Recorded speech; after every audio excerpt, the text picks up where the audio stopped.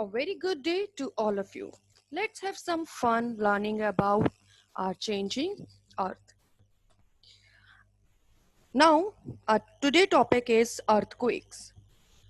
The vibration in the plates of earth is called an earthquake. The earthquake are vibration or tremors felt on the surface of the earth. The tremors are caused due to disturbance beneath the crust. So the place in the crust where the movement starts is called focus. The place on the surface above the focus is called epicenter. It is measured by seismograph and intensity is measured by Richter scale. Although earthquake cannot be predicted, the impact can certainly be minimized. Now, look at the diagram. The terms, the point inside the earth from where the earthquake originates is called focus. So this is focus point, and the point exactly above the focus on the surface of the earth is called epicenter. I tell you one thing, the maximum destruction from an earthquake take place at the epicenter. There are the three type of waves: P waves, L waves, and F waves. Okay. Now, next is earthquake is measured on a scale ranging from 0 to 9. The scale is called Richter scale. A large part of India is prone to earthquakes, especially the Himalayan region, because the Himalayan are new fold mountain and they are still very unstable. Let's discuss about the case study of Nepal earthquake 2015. The high intensity earthquake struck Nepal on 25th April 2015. The magnitude of the quake measures 7.9 on the Richter scale. The epicenter of this quake was located close to Lamjung, which lies between Kathmandu and Pokhara. The focus of the quake was 15 kilometers below the surface of the earth at Lamjung. This quake and repeated aftershocks, the small shocks come after the big earthquake. So these are called aftershocks, caused massive damage to the entire region, covering border area of Tibet, China, India, and Bangladesh. The loss of life was massive. The quake left 8,836 people dead and 21,932 injured. Most of the population of Nepal lives in building and structure that are vulnerable to earthquake shock, and this quake has highlighted the need for better in the future. Now,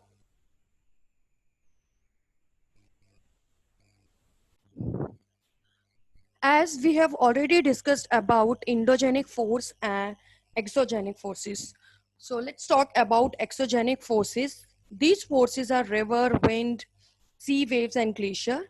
They form many landforms on the surface of the earth through the process of weathering, erosion, and deposition. Let's take a close look at the landform made by exogenic forces. So the landscape are the continuously worn away by two forces, weathering and erosion.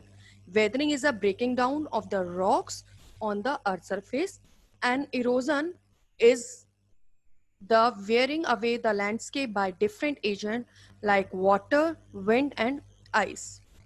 So here, the work of river. The point where the river is originates to its mouth, the point where the river journey ends, normally the sea. A river makes several landforms. For example, when the river is flowing across a mountain, it creates V-shaped valley by vertically cutting the land over which it is flowing. It is form waterfalls in the mountain. Look at the diagram. The look at the diagram of waterfalls. The when it fall down a steep slope in its path, it forms waterfall. In the plain, the river, when the river enter in the plain area, it start taking twists and turns. In the plain, the river travel in the winding path. A large bend in the path of a river is called meander. The large bend is called meander. In the plains, the river is flowing slowly and therefore it is not able to carry the sediment it has accumulated while flowing across the mountain. It deposits most of this load in the plains, forming floodplain. And when these meander loops come together, so they form Oxbow Lake. After that, the floodplains form. As a river approaches the sea at the end journey of the river approaches the sea, the slope in its path is very low. Therefore, its speed is also very low. The river is forced to deposit the sediments it has carried up to here and forming fun-shaped area called delta. So now the move on next topic, work of sea waves. The erosion and deposition of the sea wave give rise a coastal landform. Due to sea waves, hollow caves are formed on the rocks. They are called sea caves. As cavities became bigger in size, only roof of the caves remains, thus forming sea arch. The erosion further breaks the roof and only walls are left. It is called stakes. And steep rocky coast rising almost vertically above the sea water is called a sea cliff. Let's understand with the help of picture. Look at this diagram. The continuous wave stuck on the base of cliff and creates holes.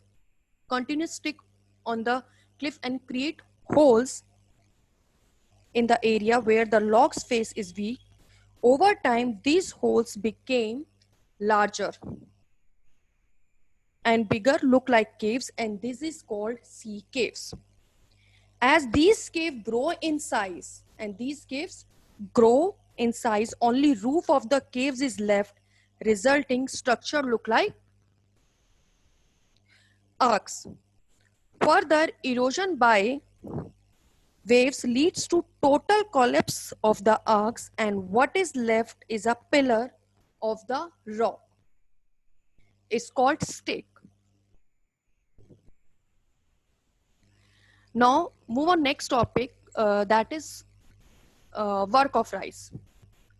Work of ice. Glacier are river of ice which erode the landscape by bulldozing soil and stones to expose the soil rocks below. The material carried by the glacier, such as big and small rocks, sand and silt, get deposited. This deposits form glacier moraines. Glacier, as I told you, river of ice that moves downward from high mountain under the force of gravity. Downward movement of a glacier erode the surface of the rock, forming deep rounded holes called cirques. Glacier also transport a large quantity of rock fragment, sand, gravel, either or their surface or within them, which they deposit when ice melt. Ice melt. This deposit is known as glacier moraines. Work of winds. An active agent of erosion and deposition in the desert is wind. It makes rocks in shape of a mushroom called mushroom rocks. Look at this diagram. This is a diagram of mushroom rocks. The rock that have narrow base, that the rocks have narrow base and white at the top. The mushroom rock are formed when the wind erodes at the lower portion from the rock more than the upper portion. Sand dunes are the feature that come into being because of sand deposition by wind. A sand dunes often comes into being when the wind meets an obstacle, such as a rock or a large bush, and deposits some of the sand near this obstacle. A crescent-shaped sand dunes is called barkhan. Now, end of this session, revise the chapter, inform summary. So, the earth movement caused the formation of mountains and volcanoes. It is due to endogenic and exogenic force. Volcanoes are opening in the crust through which molten material come out onto the surface of the earth. Earthquakes occur when tectonic plates collide and rub against each other. They also occur due to volcanic eruption.